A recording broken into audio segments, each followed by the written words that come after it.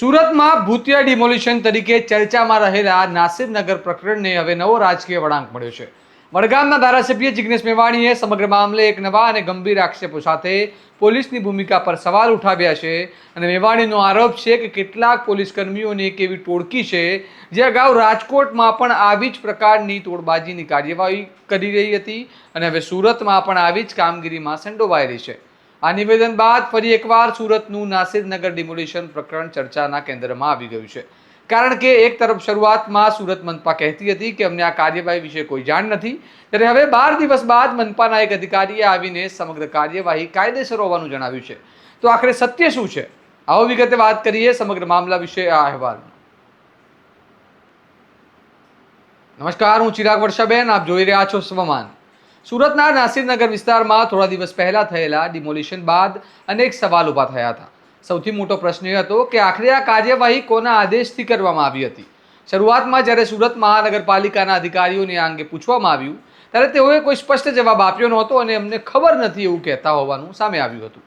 બીજી તરફ સ્થાનિકોનો આક્ષેપ છે કે સમગ્ર કાર્યવાહી દરમિયાન સુરત મનપાના અધિકારીઓ, પોલીસ અને અન્ય તંત્રના લોકો સ્થળ પર હાજર હતા. કેટલાક સ્થાનિકોએ એવો પણ આક્ષેપ કર્યો હતો કે આ કાર્યવાહી પાછળ કોઈ પ્રભાવશાળી બિલ્ડરને લાભ પહોંચાડવાનો પ્રયાસ હોઈ શકે છે. જોકે આ પ્રકારના આક્ષેપોની અત્યાર સુધી કોઈ સત્તાવાર પુષ્ટિ થઈ નથી. ત્યારબાદ સુરત મનપાના એડિશનલ સિટી એન્જિનિયર આશીષ નાયકે જણાવ્યું હતું કે મનપાની ટીમ સ્થળ પર ચકાસણી માટે ગઈ હતી અને તમામ કાર્યવાહી કાયદેસર રીતે કરવામાં આવી હતી. સાથે તેમણે કેટલાક મીડિયા અહેવાલો અંગે મનપાને બદનામ કરવાનો પ્રયાસ થઈ રહ્યો હોવાના પણ આક્ષેપ કર્યા હતા. હવે આ સમગ્ર પ્રકરણમાં વડગામના ધારાસભ્ય જિગ્નેશ મેવાણીના નવા નિવેદનથી વધુ ચર્ચા શરૂ થઈ ગઈ છે. રાજકોટમાં યોજાયેલી એક પ્રેસ કોન્ફરન્સમાં જિગ્નેશ મેવાણીએ આરોપ લગાવ્યો કે 3 થી 4 પોલીસ કર્મીઓની એક ટોળકી અગાઉ રાજકોટમાં પણ આવી જ પ્રકારની તોડબાજીની કાર્યવાહીમાં સામેલ હતી અને તેમની બદલી બાદ હવે સુરતમાં પણ આવી જ પ્રકારની કામગીરી થઈ રહી છે. મેવાણીએ એવો પણ દાવો કર્યો કે નાસિરનગર ડિમોલિશન પ્રકરણમાં પણ આ પોલીસ કર્મીઓની ભૂમિકા હોવાની શંકા છે. જોકે તેમણે જાહેરમાં કોઈ ચોક્કસ પોલીસ કર્મીનું નામ લીધું નથી અને તેમના આક્ષેપો અંગે હજુ સુધી કોઈ સત્તાવાર પુષ્ટિ થઈ નથી. સાંભળો જિગ્નેશ મેવાણીને તેઓ શું કહી રહ્યા છે.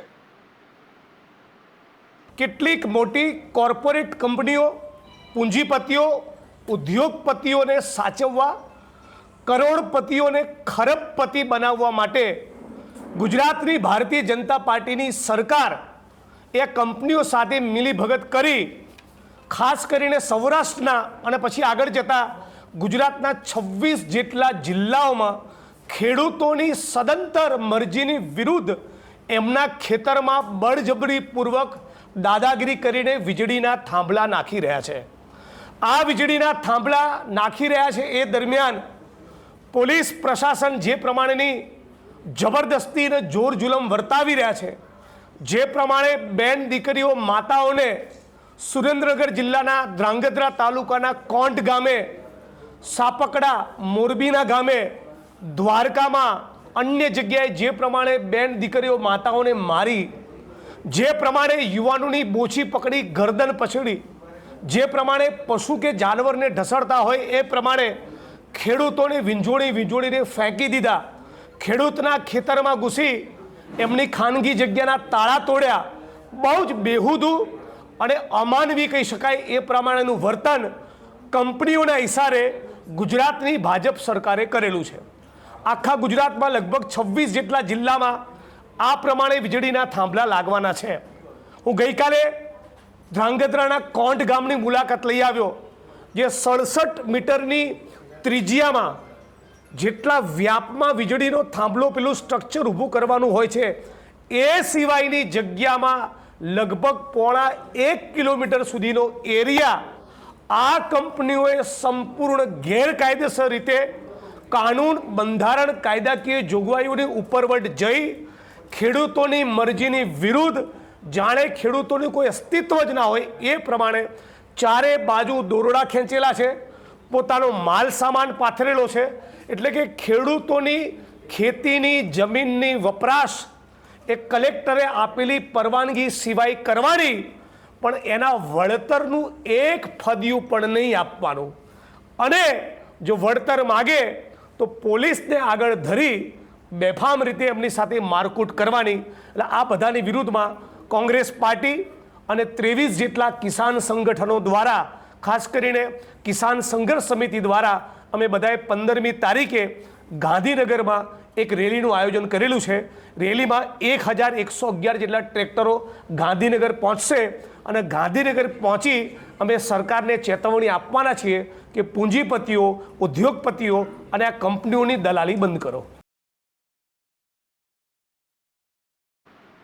જિગ્નેશ મેવાણીના આ નિવેદન બાદ સમગ્ર મામલો વધુ ગંભીર બન્યો છે, કારણ કે આ માત્ર રાજકીય નિવેદન નથી, પરંતુ સીધા પોલીસ તંત્રની ભૂમિકા અંગે સવાલ ઉઠાવવામાં આવ્યા છે.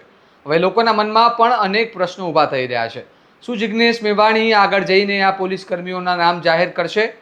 જો નામ જાહેર થશે તો શું તેમની સામે સ્વતંત્ર તપાસ કરવામાં આવશે? શું નાસિરનગર ડિમોલિશન મામલે હકીકતમાં કોઈ ગેરરીતિ થઈ હતી કે પછી સમગ્ર કાર્યવાહી નિયમો મુજબ જ કરવામાં આવી હતી? જિગ્નેશ મેવાણીએ આ સમગ્ર ઘટનાની તપાસ માટે એસઆઈટીની રચના કરવાની પણ માંગ કરી છે.